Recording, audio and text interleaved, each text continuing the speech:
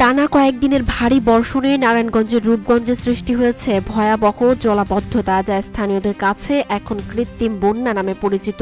পানি উন্নয়ন বোর্ডের নিয়ন্ত্রণাধীন খাল ও ক্যানেলগুলো দীর্ঘদিন ধরে দখল ও দূষণে ভরাট হয়ে থাকায় সামান্য বৃষ্টিতেই পানি নিষ্কাশনের পথ বন্ধ হয়ে গেছে।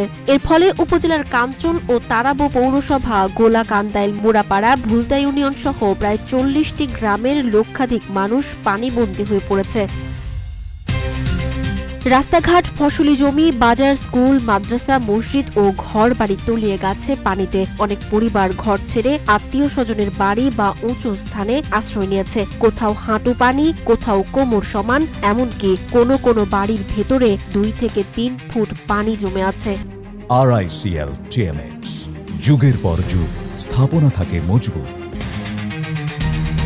জলাবদ্ধতার কারণে বন্ধ হয়ে গেছে বহু শিক্ষা প্রতিষ্ঠানের পাঠদান। অনেকে কর্মস্থলে যেতে পারছেন না, ফলে পরিবারগুলো আর্থিক সংকটে পড়েছে। বাজারে নিত্য প্রয়োজনীয় পণ্যের দাম বেড়েছে, পরিবহন ব্যাহত হচ্ছে। শিল্প কারখানার বর্জ্যে পানি কালচে হয়ে দুর্গন্ধ ছড়াচ্ছে, ফলে বসবাসী দুর্বিষহ হয়ে উঠেছে। আমরা একটু মসজিদে গিয়ে নামাজ পড়বো, সেটাও পড়তে পারছে না, মসজিদ পানির তলে। স্কুল মাদ্রাসায় বাচ্চা কাচ্চারা যাইতে পারছে না। প্রত্যেকটা ঘরে ডায়রিয়া, আমেশা এবং চুলকানি, এই 3টা রোগ বর্তমানে দেখা দিছে এখন এই পানির কারণে। পানিটা ময়লা পানি। এখন আপনাদের কাছে আমাদের এই অনুরোধ, যেন আমাদের এই পানিটা সরানোর একটা ব্যবস্থা করা হোক।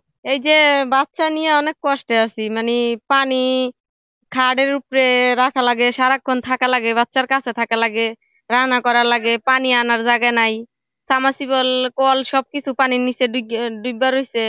তারপরে এই যে চুলা মুলা কোনো কিছুই রাখার জায়গা নাই, রান্না করার জায়গা নাই, খাওয়ার পানি নাই।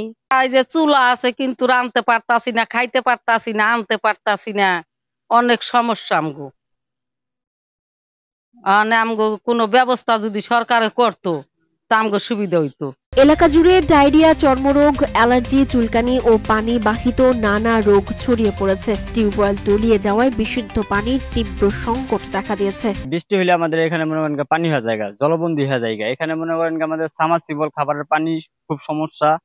দেখা যাচ্ছে এই পানিতে হাঁটলে হাত পায়ে চুলকানি, খাবজানি, এমনকি ঘা হয়ে যায়। ঠিক আছে, তো যাই হোক, আপনারা কষ্ট করে আইসেন এখানে। তো একদম তো মনে করেন কোনো প্রশাসন বা কোনো নেতাকর্মী, কোনো দলীয় ভাবে কেউ এখনো আসে নাই আমাদের দেখভাল করার জন্য। এই আর কি আপনাদের কাছে আমাদের আর কি চাওয়া পাওয়া। সবাই যাচ্ছি যে পানি দ্রুত যাতে সেরা জায়গা সমাধান হয়, এটাই আমরা আর কি সরকারের কাছে আর কি আমাদের চাওয়া পাওয়া। এলাকার ভিতরে অনেক টাকার মাছ আছে, আমি 2-3টা খামার আছিল, এই সব মাছ বাইসা গেছে। তার গরু ছাগল এগুলা সব নষ্ট হয়ে যাইতেছে, মরে যাইতেছে। হ্যাঁ, ঘাস টুস খাওয়াইতে পারি না, বিভিন্ন বেচ চালাইছি অভাবে, কিন্তু খাওয়াইতে পারে না। কি করুম, আমরাই মানুষ বাঁচি না, গরু ছাগল বাঁচবো কই থেকে?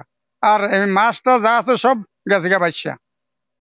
এখন এই সমস্যা, শুধু আমাকে সমস্যা সমাধান হবো একটা সুইচ গেট দিলে, তাইলে আমাকে সম্পূর্ণ সমাধান হবে। আর নাইলে এই বন্ধের মানুষ এই এলাকা ছাইরা যাইতো গিয়া, বাঁচার কোনো উপায় নাই।